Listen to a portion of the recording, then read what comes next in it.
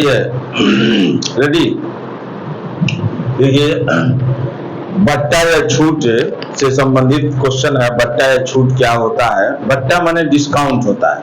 जैसे आप दुकान पे जाते हैं तो कहते हैं कि कितना % छूट है, तो क्या कर दुकानदार करता है, जो अंकित मूल्य होता है उसी पर वो डिस्काउंट करता है। हमेशा डिस्काउंट या बट्टा अंकित मूल्य पर होता है। अब अंकित मूल्य क्या है? जो दाम उस पर लिख दिया जाता है वह अंकित मूल्य होता है।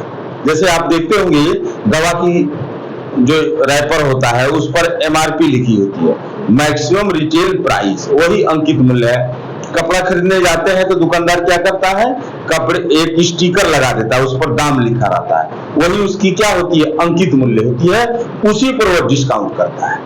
अब देखिए, एक प्रश्न आपका जो है डिस्काउंट से संबंधित वह है, एक सामान है जिसका अंकित मूल्य 1000 रुपया, उस पर उसने दाम लिखा है 1000 और 3 बार बट्टा दे रहा है। कितना कितना? एक बार 10%, एक बार 5% और एक बार 20%। ये 3 जब बट्टा दे रहा है उसके बाद वो विक्रय मूल्य पूछ रहा है कि कितना हुआ। यानी 3 बार छूट के बाद विक्रय मूल्य आपको बताना है। तो विक्रय मूल्य होता है, विक्रय मूल्य बराबर अंकित मूल्य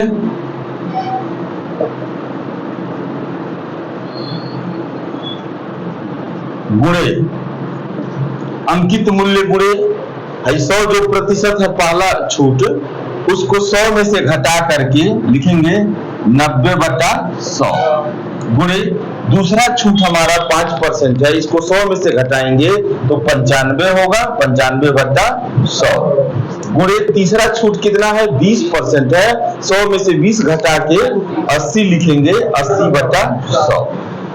अब यहाँ आप अंकित मूल्य का मान रख दीजिए। अंकित मूल्य आपका 1000 रुपया हुआ, गुणे 90/100 गुणे 95/100 गुणे 80/100। अब देखिए, यहाँ से 0 0 0 0 0 से कैंसिल, ये सिंगल यहाँ सिंगल से कैंसिल। अब ये 0 से इस 0 को कैंसिल कर दें, यहाँ से इसको कैंसिल कर दें, तो ये हो जाएगा 9 गुणे 95 गुणे 8/10। उसको आराम से कैलकुलेशन इसको करके 10 से भाग कर दीजिएगा, यही आपका विक्रय मूल्य हो जाएगा। यानी छूट देने के बाद यानी विक्रय मूल्य 684 आएगा, गुणा करेंगे तो 600, गुणा करके भाग देंगे 10 से तो 684 आएगा। यानी 1000 दाम लिखा है, ठीक है, और 684 रुपए में वो बेच रहा है, 684 में बेच रहा है।